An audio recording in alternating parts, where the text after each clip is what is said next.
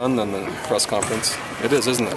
In so many ways. Yeah. In so many ways. Yeah. Minus the bacon, it's just it's a win-win. I'm sorry about the food. Yeah. There's In and Out on the way. Just stop right over there and to go. Plenty of options. Yeah. Do you reimburse it? No. Is this a good weekend of I acted recovery? like I thought about it though. Were your hopes building just a little bit? I saw it, but I couldn't let it go anymore. Good weekend of recovery for the guys? Yeah.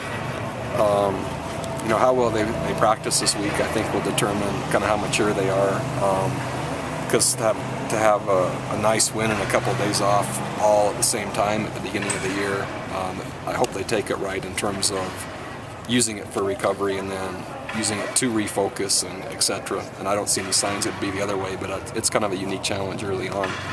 Watching film, were some of those penalties, those personal fouls, misconduct, were those deserved, and have you talked to your guys about? I talked to them, but I didn't see them.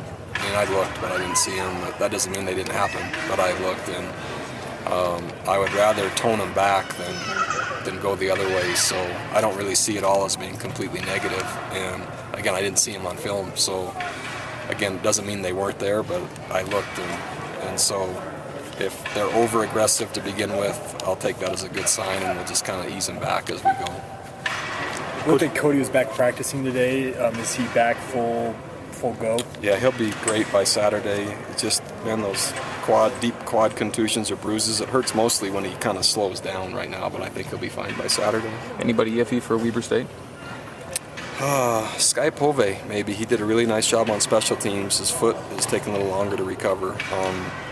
I think that's the only one. How about Zach Stout? Is he still with the Achilles? Wasn't out today, but wasn't out at practice today. But I think when I saw the report, it was likely for Saturday.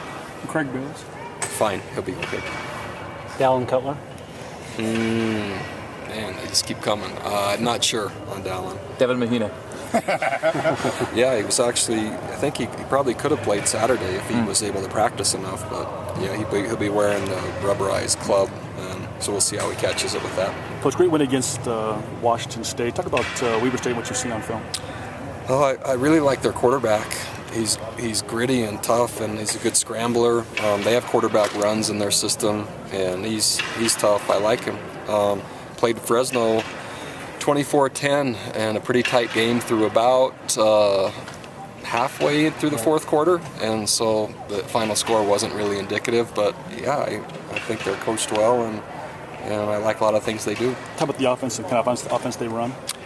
Spread offense, again, so a lot of three and four receivers, again with quarterback zone read stuff.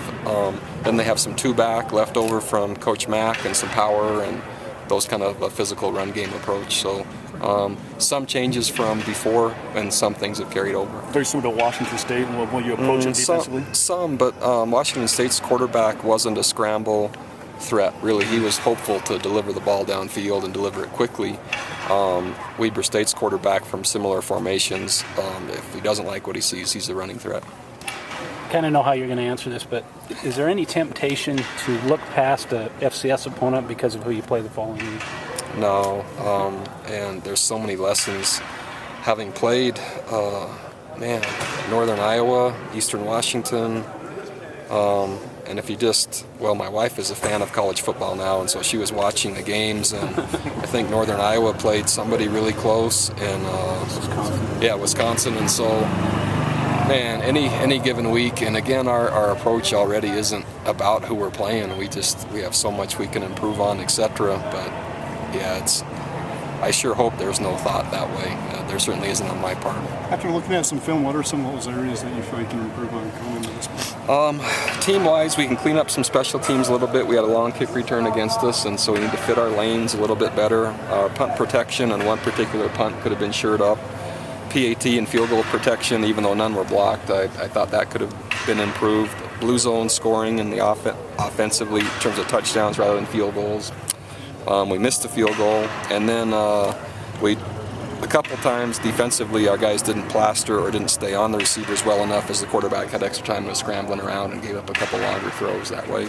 So those are just some random things that came to mind. You got him in for one kickoff last week. Do you plan to kick Justin some more this week? Is he pacing for that? Yeah, and he kicked more today than he probably kicked all of fall camp and practice up until today. So pacing is a good word. How did Blair Tusshouse grade out? You know, he did a really nice job in terms of directing the calls and protection and delivering the ball to the quarterback. And now the mastery and the physical play of then executing the job once he's kind of directed all the traffic, because there's so much for the center to do. You have to direct and make all the calls, deliver the ball, and then you actually have to do your job. And so assignment sound now, kind of the mastery of doing the assignment is the next step. Bronco Mike Leach said about Riley, he killed us with his leadership. And as far as watching really a kid like him on film, as a defensive coordinator, how hard is it to figure out a player like him and what he's capable of? And that's a really, really perceptive comment. In fact, at halftime, I went to Riley and Coach Doman was talking to the quarterbacks, and I just said, "I love your leadership." I mean, it just comes out of him. It's like dripping out of him, and he's a special young man. Did Joe Sampson kind of show some of those traits on the defensive side? Joe did a really nice job.